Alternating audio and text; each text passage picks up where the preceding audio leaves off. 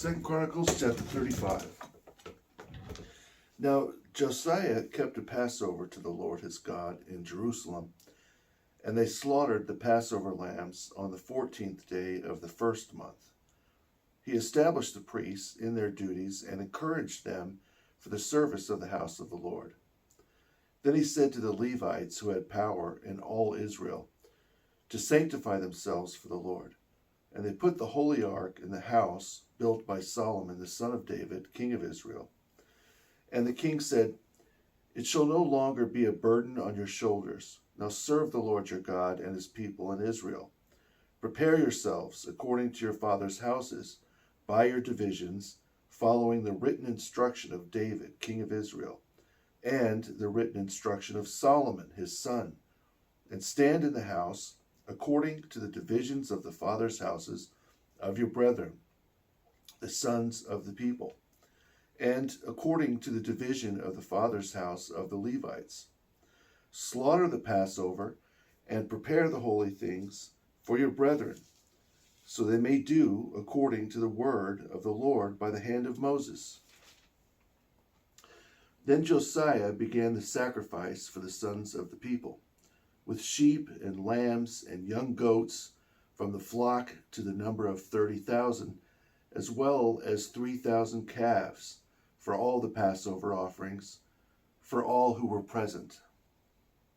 These were from the king's possessions, and the leaders began the offering for the people, and the priests and the Levites, rulers of the house of God, Hilkiah, Zechariah, and Jehiel, gave the priests 2,600 sheep and lambs and goats from the flock for their Passover offerings, and 300 calves. Conaniah and Benaiah and Shemaiah and Nathanael, his brother, and Hashbiah and Jeiel and Jozabad, leaders of the Levites, began the offering for the Levites with 5,000 sheep and 500 calves for the Passover offerings.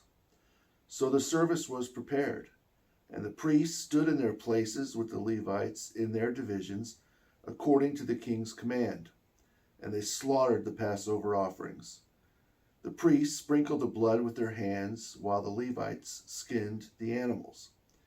Then they prepared the burnt offerings to give it to them by the divisions of the fathers' houses of the sons of the people, to offer to the Lord as it is written in the book of Moses.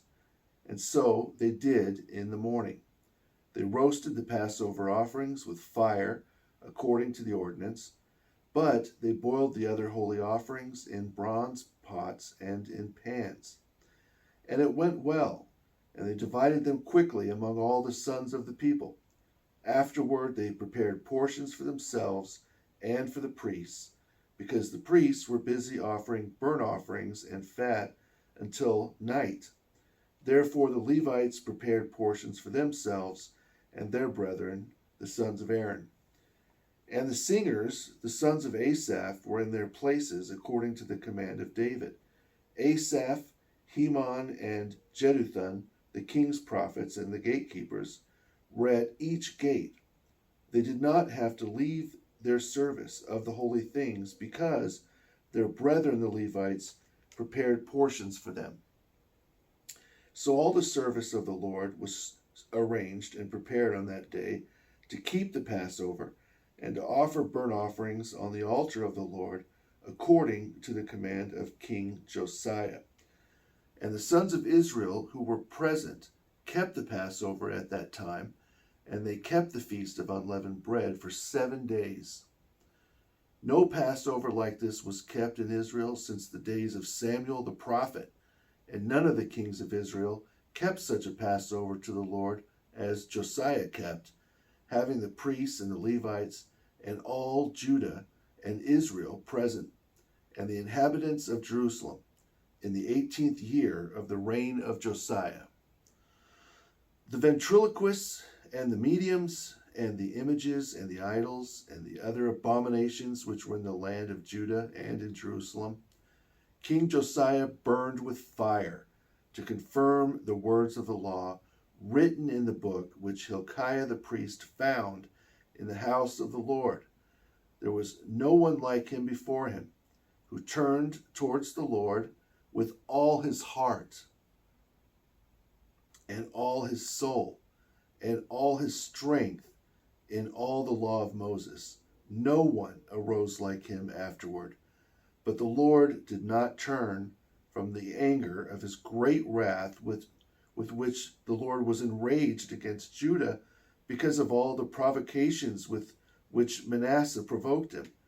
And the Lord said, I will remove Judah from before me as I removed Israel, and I will reject Jerusalem, the city I chose, and the house where I said that my name would be there. Pharaoh Necho, the king of Egypt, came against the king of the Assyrians to fight at the river Euphrates, and King Josiah went out against him. But Pharaoh sent messengers to him, saying, What do I have to do with you, king of Judah? I have not come to fight against you today, and God commanded me to make haste. Refrain from meddling with God, who is with me, so that he does not destroy you. Nevertheless, Josiah would not turn his face from him, but continued to fight with him. He did not heed the words of Necho from the mouth of God. So he came to fight in the valley of Megiddo. And the archers shot King Josiah, and the king said to his servants, Take me away, for I am severely wounded. His servants took him out of the chariot and put him in a second chariot he had, and brought him to Jerusalem. So he died and was buried with his fathers. And all Judah and Jerusalem mourned for Josiah. Jeremiah also lamented for Josiah, and to this day all the important men and women speak of Josiah in their lamentations. They made it a custom in Israel, and it is written in the Lamentations. Now the rest of the acts of Josiah and his hope are written in the law of the Lord, and his deeds from first to last. Indeed, they are written in the book of the kings of Israel and Judah.